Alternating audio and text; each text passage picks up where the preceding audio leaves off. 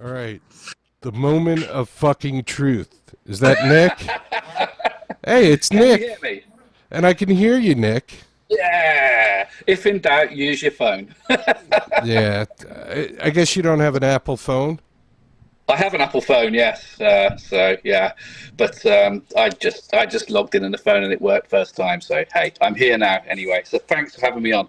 No problem. Now, I goofing around, I said that Nick's probably the drummer. And Mark sent me a message and he's like, no, Nick's not the drummer.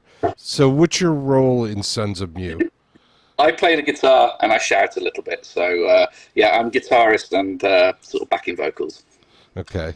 And I did do a little research because I know you responded to my little clip like, oh, I'll tell you what Sons of Mew is. So tell us what Sons of Mew is. Go ahead. So yeah, well, the name is a lot of people say is it an ode to the KLF, which was this English band who did the Ancients of Mu Mu? No, a lot of people think it's interesting play on the word Mu. It actually comes from an obscure Japanese science fiction film called Atragon, which came out in the 60s, and it has about a flying submarine also that discovers the lost continent of Mu, which is like an Atlantis myth, and it just comes from that because they try and take over the world, and it's a fun, daft science fiction film, which is pretty cool. And it does, yeah, it does tie into like the research that I did, the continent of Mu, right? It's Mu. It's not Mew. It's Mu. Some people say, "Is it Mew? Mew." We're cool. We don't mind. If you call us Sons of Mu, we're fine. If you call us Sons of Mew, we're fine. It's many people use different ways of saying it, and we're fine. And I was saying it's short for music because I didn't know when I first saw it. I was like, oh, it's short for music, Sons of Mew. But it's these beings from somewhere in the middle of space Yeah. supposedly came down to Earth, and the continent of Mu was like between, I think, Hawaii and St. Thomas or something. Yeah. Yeah, and it's also tied in. I mean, it has similar themes like the Atlantis mythology, the Moon mythology. So it's kind of that kind of lost continent of superior race of highly advanced people, which feeds into sort of like cool science fiction films. So yeah, it also looked very good in a font when I started messing around with logos and I put it in a font. I thought that looks great. And we started the band and didn't even have a song and songs. And I made some stickers, and everywhere I went, I was putting tons of new stickers just to sort of get interest into the band.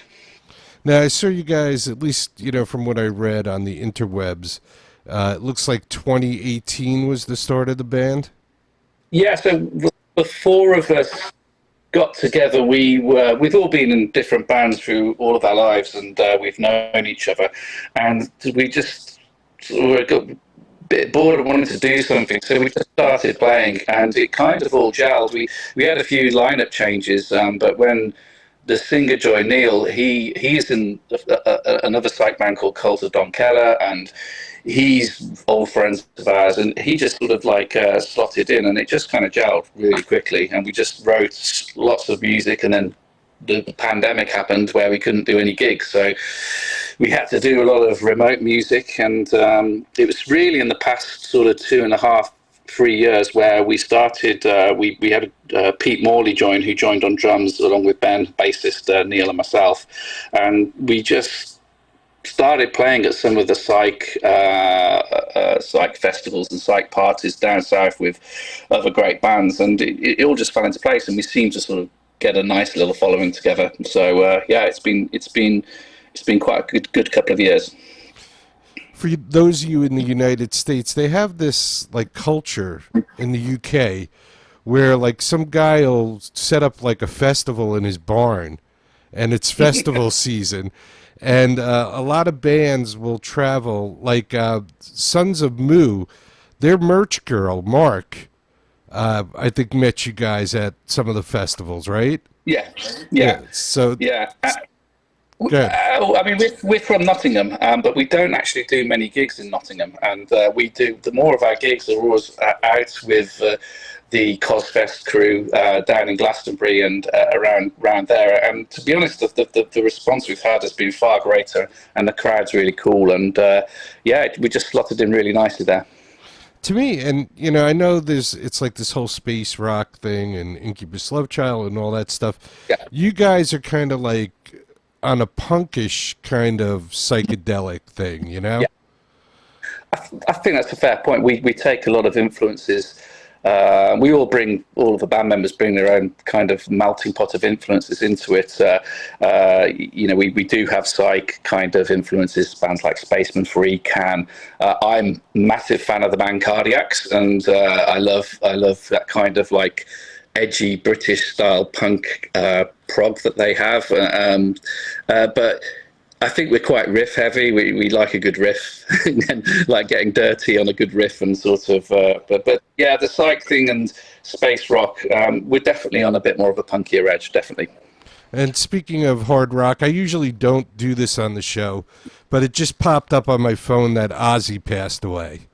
Yeah, my son is a massive Sabbath fan, and I just was literally before I joined call was messaging my son just to say, you know, because he's a huge Sabbath fan. His favorite guitarist is Tony Iommi, and I mean, for us, I was born in Birmingham as well, so I grew up in Birmingham, and Sabbath to me, I was always more Sabbath than Led Zeppelin.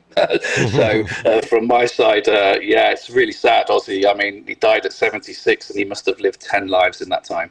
Yeah, and I'm glad he got to go out the way he wanted to go out. Yeah. You know, he really wanted to get this last show in. It was a big deal for him.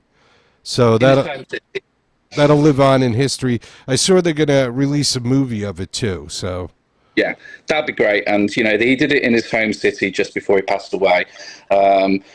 Yeah, just an absolute legend. And to think back to the music they created, a little parallel where I know this story that when Black Sabbath created, a lot of people thought, oh, they're devil worshippers and this. Now, why are you called Black Sabbath? And they were just like, oh, we just like the good old horror films. It's all good fun to us. And like us, we got our name from an obscure science fiction film, and that's just, you know, yeah. Yeah, it's all just... See, that's the whole thing. I mean, back in the 70s, those guys were doing stuff that would get them arrested in about 2 seconds today. Yeah. So, you know, but that's what made rock and roll, you know? Yeah, totally agree. And I think back to some of those Sabbath songs, the riffs they had are just so huge. And some of those... You know, I was listening I was listening to Planet Caravan just before I came on because obviously I saw that Ozzy passed away, and that's one of my favourite Sabbath songs. It's just lovely.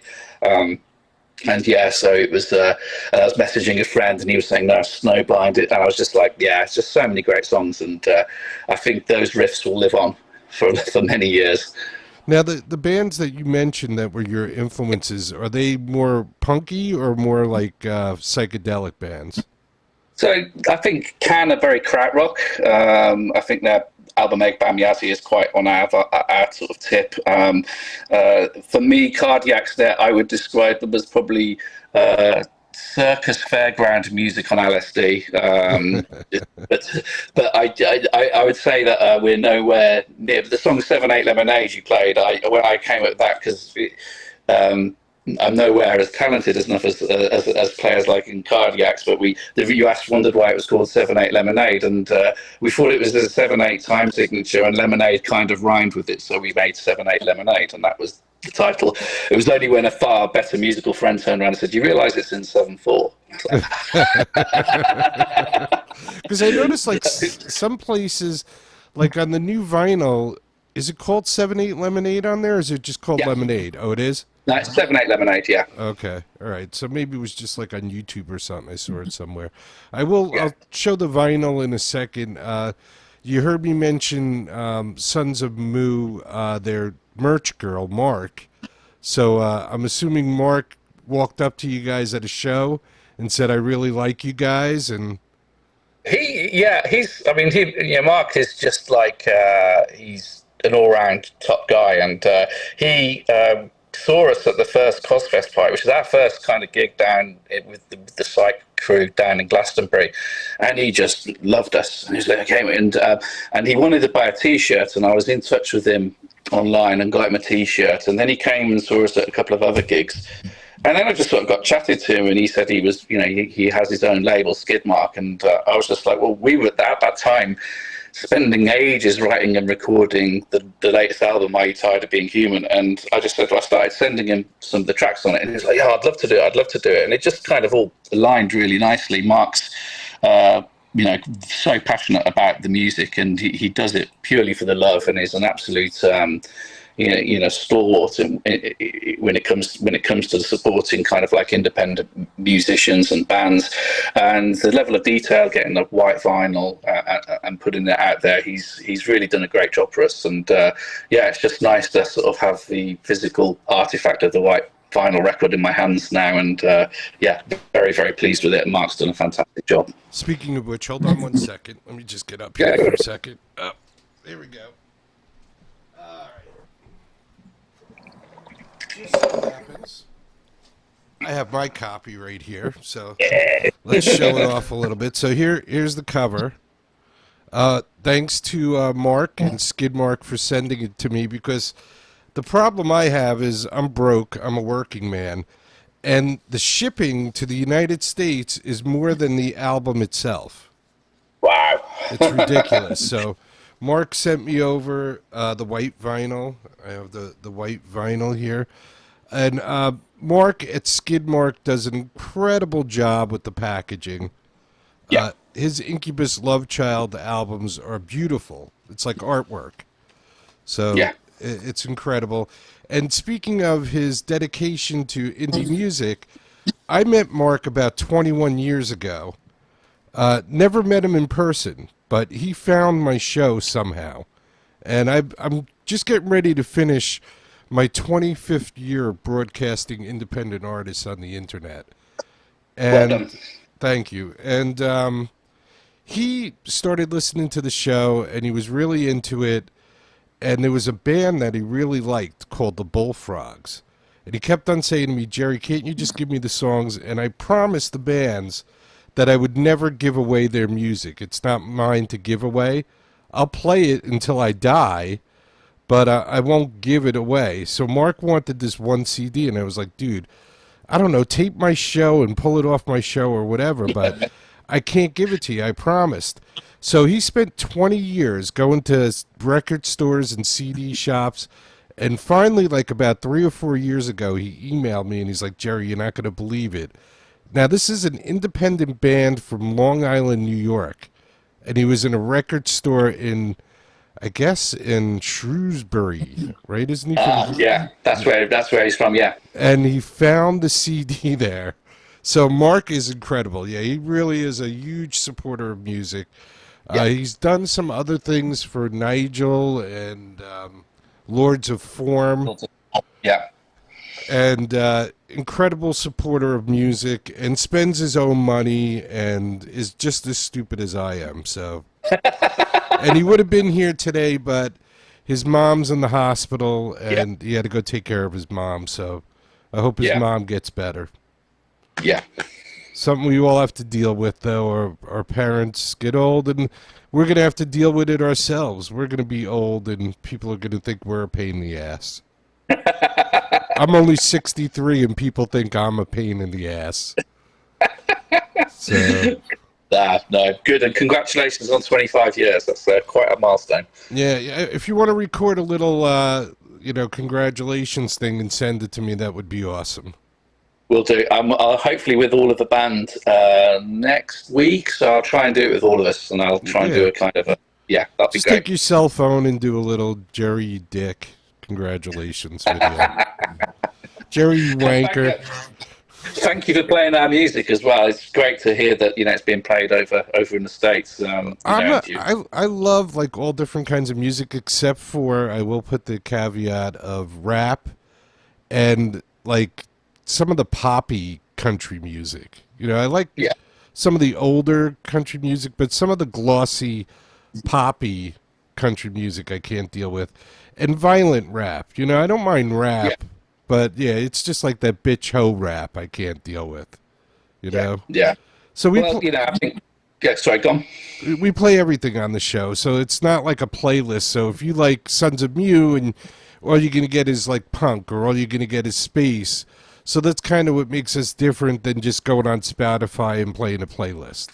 Yeah, yeah. That's important because you're kind of bringing, you're an independent voice and you bring all of the music together, and that's important. Like I said, in our band, we pull our influences. I'd never say we were just punk. The last song on the album is quite ambient. It sort of draws a lot of notes from ambient music, and we're electronica and things like this. So from our side, we try and pull influences from all over the shop and not try and pigeonhole ourselves into one particular genre or type of music. And that song's called "It Never Stops," right? I played that the other night, which is a really great song. I mean, I grew up I grew up in the '60s, '70s. Yeah. So my dad would listen to like Paul Anka and Frank Sinatra and all that stuff. Around me, I'd be hearing all that '60s rock, like Zeppelin and all that stuff. My brother was more into like singer-songwriters like Jim Croce and stuff like that. So I was getting bombarded from every genre of music, and I loved it all. Like I've seen everybody in concert. It was amazing. Like one week I'd be seeing Olivia Newton-John, and then the next week I'd be seeing Pink Floyd. Yeah. Wow. I think that's a really important point from my side. My point. I was very fortunate to have an older brother who would get all the cool records, and being the younger brother, I'd be able to kind of listen to a lot of cool music at a younger age than most of my contemporaries. But I remember my brother had a huge amount of David Bowie records.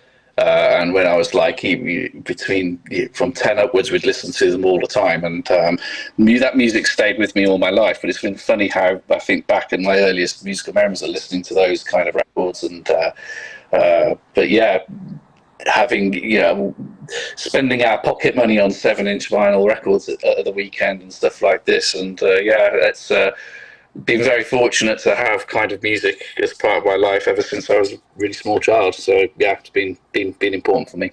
And for me, it's always been about like music is social. Okay, music, weed. Here in the United States, I live in New Jersey. Weed is legal in New Jersey. It's all social things, like when I was a kid, like I was saying, one week I'd go see Olivia Newton-John, the next week I'd be seeing Pink Floyd, because sometimes I didn't even know, like my brother drugged me to No Nukes in 1979 to see Bruce Springsteen because I didn't give a shit about Bruce Springsteen. But I went because I knew it was going to be a party. I knew when I walked through that curtain at Madison Square Garden, I wouldn't be able to see the person next to me because there was so much pot smoke. And we'd all be having a great time, So a lot of times I went just for the experience, and I walked away a huge fan, I think that's important. When I think back to the greatest gigs I've been to, I feel like I've been taken by that band on a journey, and I've been part of something. And I mentioned a band my particular favourite band called Cardiacs, and some of the greatest gigs I've ever been have been at their gigs. Sadly, the singer's passed away now, but when I was much younger, I felt like I'd been on an emotional roller coaster through those gigs and come out of it having an experience. And those kind of things really, really stick with you. And whether it's other bands that those experiences that live music is able to give you is just insane. And when we play live, we try and make it like we don't play live often. We do 5 or 6 gigs a year because we'd rather play really good gigs than playing pubs here, there, and everywhere. And when we do, we try and we leave everything on stage. We don't try and sort of hold back, and we try and really sort of an old school being, you talk about like you're listening to people like Frank Sinatra, you're putting on a show in the end of the day, and that's the most important thing. And you want to try and take the audience with you and on a journey, and that's what we try and do in live shows, and we try our best anyway. Yeah, my son's in a band out of Philadelphia, and they're called High Leaf, and I tell him all the time. Like one time when Bob Seger was at the peak. It was like 1976, and Night Moves just came out, and I went and saw him at Madison Square Garden, and I was so pumped, like Bob Seger, this is going to be great. And he must have been pissed or something at somebody that night. It was like the worst show. I never listened to Bob Seger again. So I tell my son all the time, doesn't matter if there's one person in the audience or 100,000, you got to put on a good show because everybody's going to have their own experience, and you're the person that's creating that experience. Yeah. Yeah. I can tell you a funny story. I was fortunate when I grew up, I joined a band with my brother that I was like, do I do a law degree or do I tour with the band? And I ended up touring with the band and not doing the law degree, and moved to Nottingham where I live now, and joined and was in the band with my brother and some really close friends. And second gig we did in Nottingham, the promoter had cancelled it without telling us, and this is in the early 90s. So we turned up at this pub venue, and the landlord was like, well, look, if you want to play, feel free, but it's like a Tuesday night and in the gig room, so if anyone turns up, you're lucky. So we just thought we'll treat it as a rehearsal. So anyway, we set up, we start playing as like, oh, let's just treat it as a rehearsal. No one in there, playing in front of a room full of nobody. And suddenly this crowd of about 20 people walked in into this pub. And we thought, great, we've got an audience. So we started playing. And this crowd walked right up to the front of the stage, stood there and stared at us vacantly like this. And we were playing, and I was getting a bit freaked out. What are these people doing looking at us? Then one person turned to the person next to them, looked at each other, and started to sign to them. The other person signed back. Basically, it was the School of the Deaf had come to this pub as I think like college or something, and they walked in and we were playing. So our second gig was in front of a room full of 20 deaf people. So, but we still tried to put on a show. Now, I'm sure they could still feel the vibration too. Exactly. Yeah. So that, that's what it's about too. It's just about the vibe, Yeah. And even if, like, I tell my son, if you're missing notes or whatever, I don't know. People in the audience don't know. You just got to keep on having a good time, man. Yeah, I think that I say the same thing to my son. My son's far more talented guitarist than I would ever be. He's got the real potential to be something special. But I just say to him, like, you just got to try and seize it and enjoy it. And he's studying music performance as well, so he's gonna have a lot more musical knowledge than me. Hey, some of the best musicians had no knowledge, so Yeah. sometimes it's creativity, sometimes it's knowledge. It's just sometimes it's the right mix of different people with different skills. Yeah, I totally agree. And I'm not a guitarist who's going to get on stage and start noodling, playing solos or like super fast. That's just not my style. I like playing heavy riffs. I like it where I like the spaces in between music just as much as the noise as well. And the song you talked about, It Never Stops, we try and when we play that live, we try and leave so much space to just give it that kind of let the song breathe almost. And I think that's just as important. I can't remember which musician said it's not about the notes you play, it's about the notes you don't play. And sometimes that has just can have as much impact when you're playing live. And fans don't realize that, but sound is all about putting sounds in different frequencies where it belongs. Like when they do mixing and stuff, like my son's into mixing and all that stuff, and he'll go, oh no, yeah, that's something hurts, Dad. That's exactly right there. That's what you need to. And it's amazing. Like I started to learn some things because I have video and audio from 25 years ago that sounded like shit. So like even with you guys, I took your live stuff and I did a little mixing on it, ran it through the EQ just to get some of that muddiness out of a couple of the videos that were up on YouTube. And I'll play one. This might be a good time to do it. And you could tell me if you hear any kind of difference in what I did and what you guys already had. Cool. Let's see. Which one's... Oh, you know what? I don't think it was Think Tank, though. Think Tank's one of my favorites. Let's see. Sons of Mu. Sons of Mu. All right, so let's see. I think 7-8 Lemonade, that was a live one. Think Tank up on YouTube isn't a live one, right? That's a It is a live one, but what we did was, as we recorded that live, Ben, who does all the mixing, he did just put 7 or 8 mics in the room and did a live mix, which then we could kind of sync up with the video. So all of the mixing of the album was done by Ben Lappin, the bassist, and he's done just a sensational yeah. job. I don't think I touched that. Is it Dopamine or Dopamine? Dopamine, yeah. Dopamine. That's a live one, right? Yeah, All right. So let's do that one. You're not going to be able to see the video, but you'll be able to that's hear cool. it.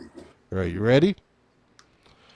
You want to give a little background behind this, or you want me to just hit it? No, Dopamine was actually the title of our first album, which we kind of recorded with the original lineup. And Dopamine's kind of like a gnarly 2.5 minute punk song. But Neil, who's fantastic lyrics, came up with just some of the lyrics in that song are superb. And yeah, give me dopamine, give me my dopamine hit. So yeah, play it. Okay, let's go. Here we go.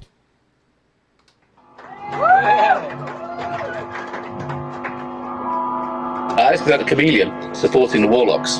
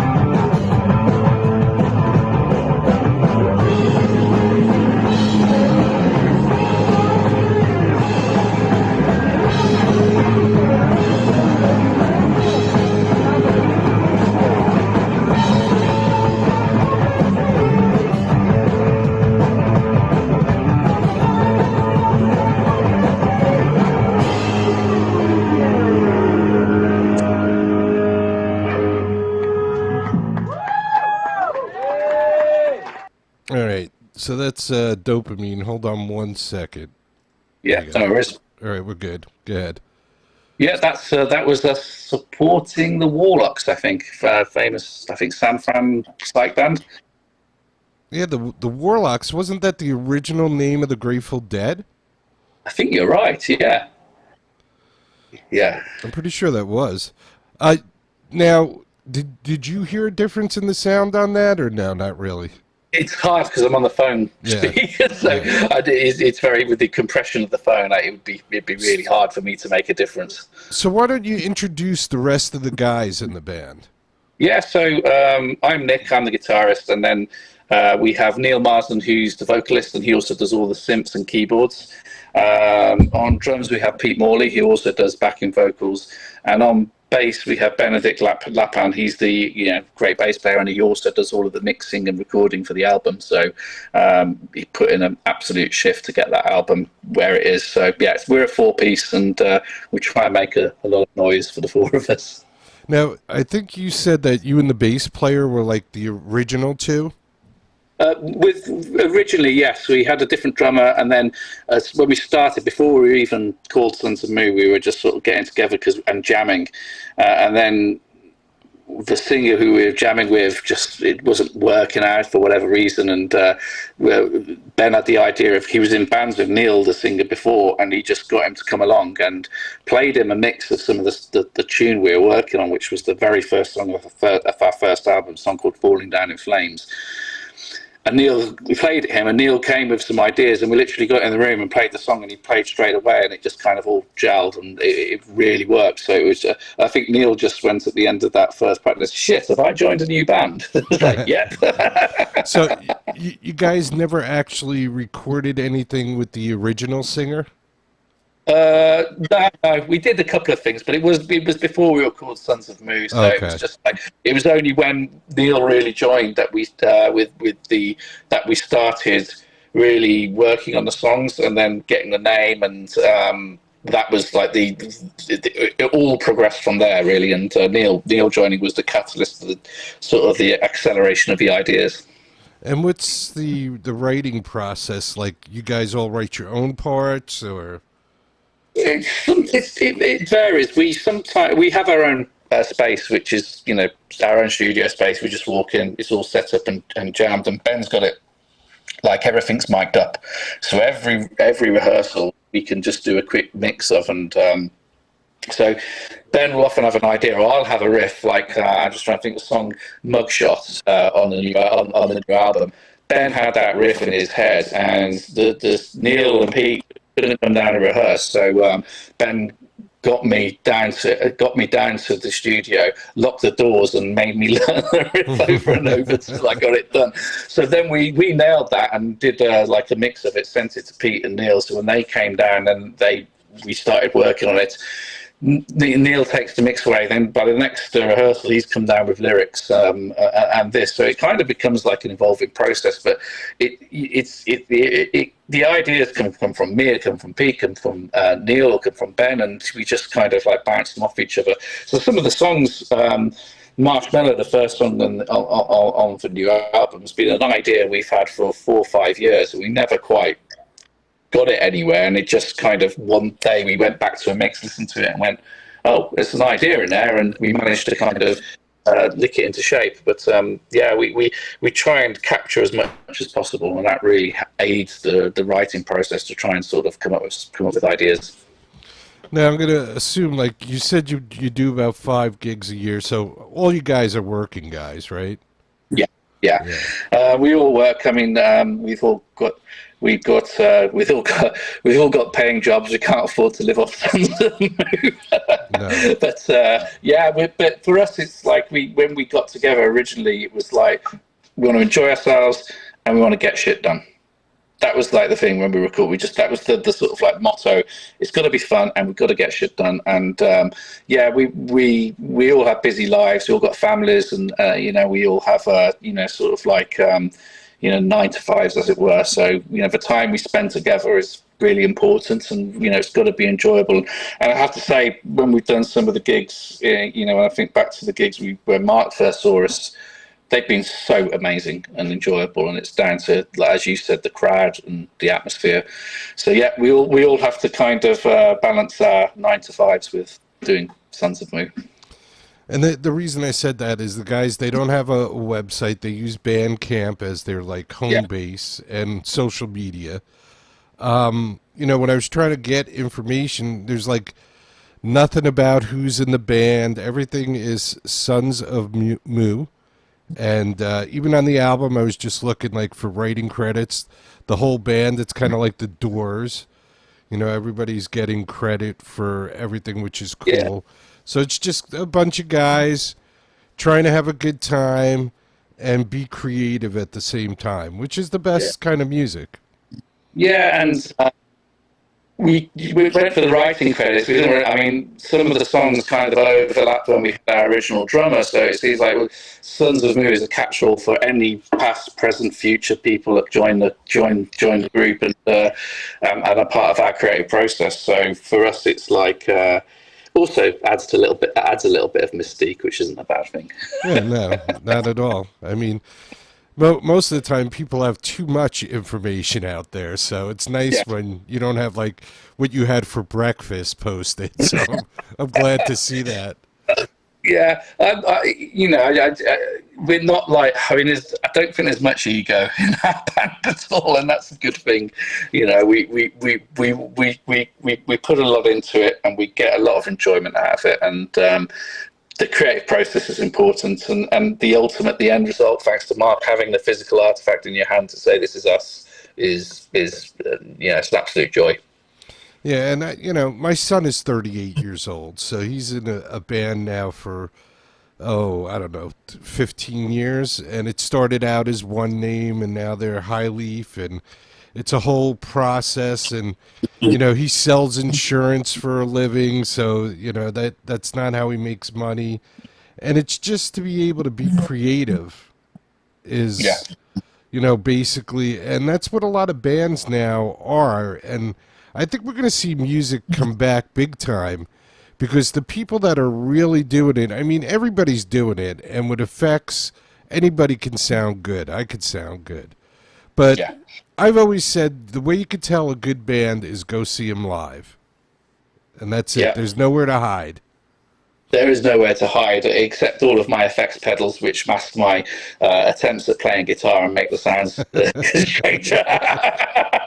But no, that's an important thing for us. It's like live.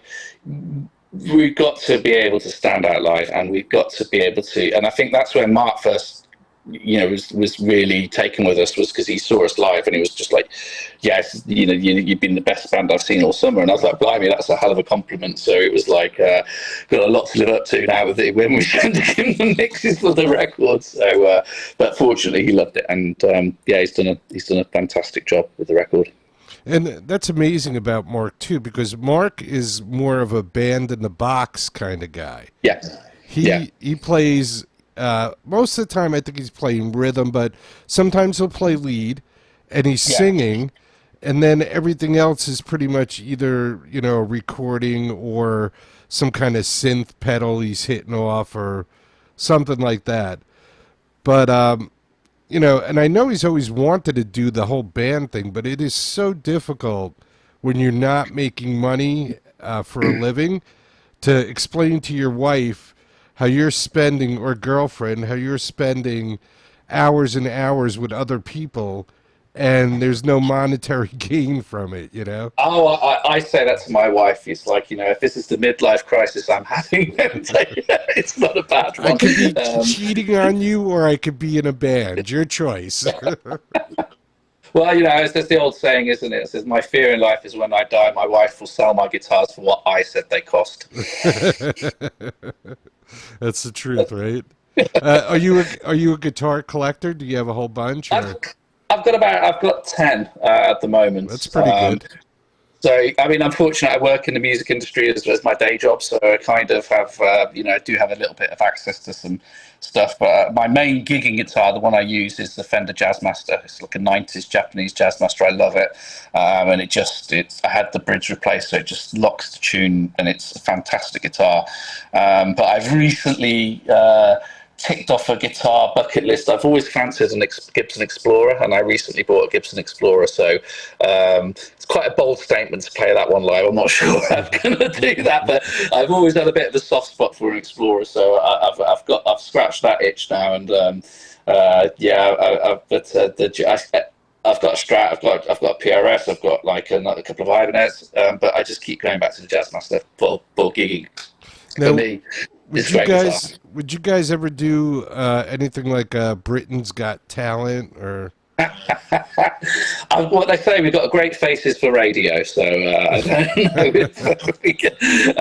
I think we've kind of there is like this sort of culture in the UK. We have things like Battle of the Bands and stuff like that, and it's not really for us. I don't think I mean, we used to have websites, but to be honest, most of the traffic we were getting coming to us was either YouTube, Facebook, and Bandcamp, really, and that's where we were getting. So I didn't bother spending the money on keeping the website going because we're just not getting the traffic. And to be honest, even the streaming platforms like Spotify, the returns are so ridiculously small. It's just about having the music easily accessible there. But I'm a vinyl collector. I love records, and for me, that's that holding of a physical record, the sleeve notes, the picture, the artwork. That's for me really important. Me too, definitely. I don't know if you've seen, I do play vinyl on the show, and Yeah. we play all the digital, the video, so we try and play all kinds of media on the show. And I love the vinyl too. There's just something about putting the needle on vinyl that makes it so much better. Yeah, it's that it's the. I go back, like I said at the start, when I was like used to be a kid and getting pocket money and going to town to buy a record. That was like my kind of like that was amazing as a when I was growing up. And then when you become a teenager, going into record shops and being able to buy. I always remember buying when I was about 15. Walked into a record shop and bought Axis Bold and Love by Jimi Hendrix and taking it home, and I just loved the cover, and I thought, well, I took it home and listened to it back. So to me, that record is important. So that was your first record that you could remember buying? Oh no! The first one I remember buying was a song called "Our Friends Electric" by Tubeway Army, Gary Newman. I was about 8, and I loved that song, and my brother was into a band called Boomtown Rats, and he was listening to those all the time. But I got into Gary Newman, and I just bought every Gary Newman record from about age 8. Gary Newman, Cars, right? Yeah, that was the second record I ever bought. I remember Gary Newman. I was like, when I was a little kid, really young, 45s were big. Yeah. I don't know if it was Sugar by the Archies or something like that, probably 1969, somewhere around there. And then the first album, I got a job, and I was making, I think, $7 a week, and a cassette cost $7, I think. And Wow. I used to walk around town with a boombox on my shoulder, my whole childhood. Every Christmas, I'd get a new boombox. And I'd take it into the woods and drink beer and smoke weed and play music. So, but the first cassette I ever bought was probably Kansas Left Overture. And like I said, I've seen everybody, not as far back as the 60s, but the 70s. Like, I've seen Neil Diamond, I've seen Aerosmith, I've seen Kiss, I've seen Springsteen, all in their prime. The Stones, Pink Floyd. If only you say Neil Diamond. One of my favourite live albums of all time is Hot August Night by Neil Diamond. Yeah, Neil Diamond was the shit, man. He was good live. Astonishing album, brilliant album. Nice. Yeah. But yeah, and that's why you got to be open to all different kinds. I say great music is great music. People still listen to Beethoven. So I play bands that were around for 6 months and now they're gone. But that doesn't mean the music still isn't great. The music lives on. That's it. Yeah. So that's what we're trying to do here. Like, a lot of the music that I first started playing, like I have this band from Iceland that these 15-year-old girls sent me a cassette 25 years ago. I think they just broke up, but it's a band called Mamut. And basically, they were around for like 20-something years. That's really cool. And, there's that's why the physical copy of a record is so important, because that's how, once that you have that record, that's it. Your music lives on then. So... Yeah. Regardless of how long we're all shuffling around, that becomes the future. That music then just lives on forever. That's the truth. All right, I guess you got to go to work tomorrow, huh? Yeah, tomorrow I've got work. What are you, behind the scenes in the music industry? Or? I work for a company that manufactures recording studio equipment. So we build one part of the company builds synthesizers, and the other part we do recording studio, audio interfaces. So I've worked in music technology for 25 years now, or longer even. 27 years now. So I've been working in the music technology. So yeah, that it's in the industry I love, and for me, it's like I qualified as a sound engineer back in the mid to late 90s, and of course, there's no sound engineer jobs, so I started getting into music technology and working building computers to make music, so audio computers, and then started sort of working away, and then all that time later, I'm managing kind of like managing Europe, Middle East, and Africa for a company that builds synthesizers, studio gear, and stuff like that. So you got to talk to the owners, and you want some of your gear on the longest running show on the internet. See, you and I are nerds, okay? Yeah. Okay, because here's the scoop. Check this out. You want to know how Bumpskey started?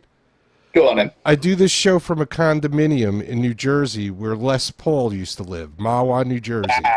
Yeah. Okay, so I live in the town that Les Paul was in. All right, and I'm sitting here, and my friend's going to me, Jerry. We're in a cover band in New Jersey. We go home on Friday and Saturday night. We smell like alcohol, and our wives go, "Where's the money?" And we don't have any money to give them. So I go to him, well, how can I help you guys? And he goes, well, I'd like to be played on the radio, but nobody will play us on the radio because we're not the Beatles or the Rolling Stones. And I go, well, I can play you guys better than the radio. I can play you worldwide. And he's like, get the fuck out of here, Jerry. You don't know what you're talking about. And I go, no, listen, at work, because I was a computer guy, I did desktop support and I ran IBM mainframes until every dickhead out of college now has a computer science degree but doesn't have any idea what they're doing. So I go to him, yeah, I can play you guys around the world. He goes, no, I just want to get on college radio. I'm like, dude, when I leave the college's parking lot, I can't hear you anymore. You'll be able to hear me around the world. So, of course, you didn't understand because this was late 1999, early 2000. So I go, listen, I'm going to start this show, and I'm going to start playing all these bands that can't get any exposure. So, of course, I got to figure out how to do it. So I get a T1 line put into my condominium in 1999 so I could broadcast.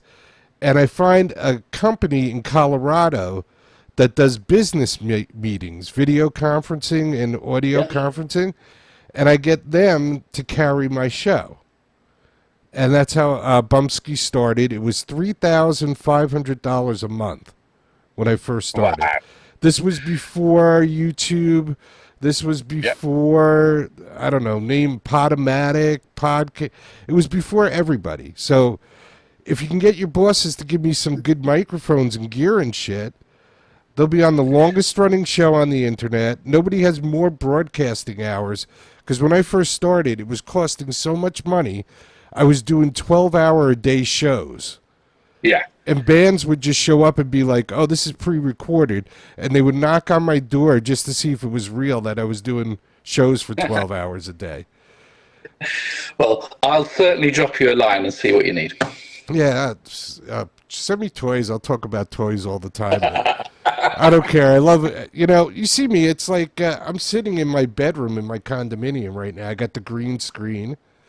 And, you know, I do have what is it, an SP7, the Shures? Yeah. I have one of those, but I'm not using it. What am I using now? I think I'm using the Yamaha something for a microphone. And then when it came to the cameras, I met this guy. He's like, Jerry, just get what all the porn stars use. So I got like all these little eyeball cameras because he's like, they got the best. It's like 4K, the porn.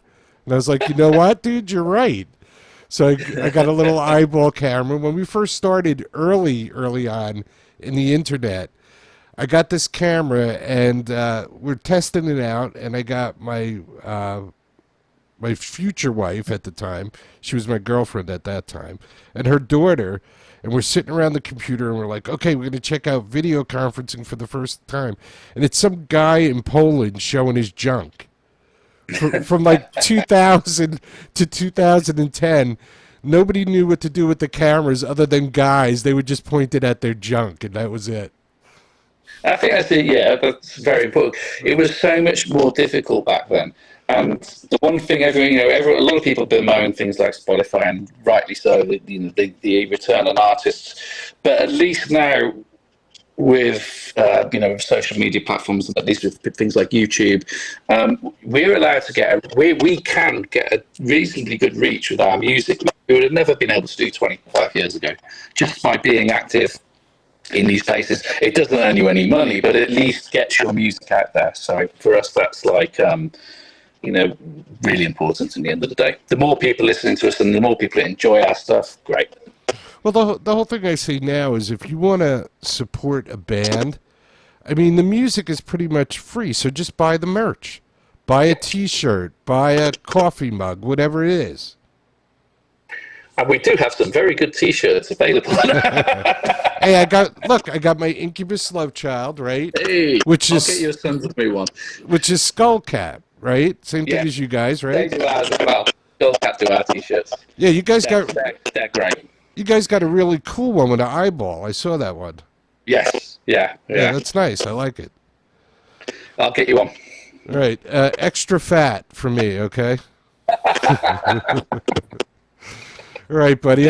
I'm gonna let you go, but you gotta. I was just going to say thank you so much for sharing your time with me. It's been really good, and happy that you enjoyed the album. And absolute pleasure.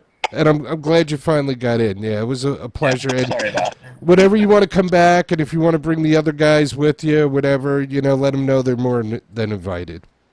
Brilliant. I really appreciate that, and thanks again for your support, and congratulations on 25 years. Oh, thank you very much. Peace.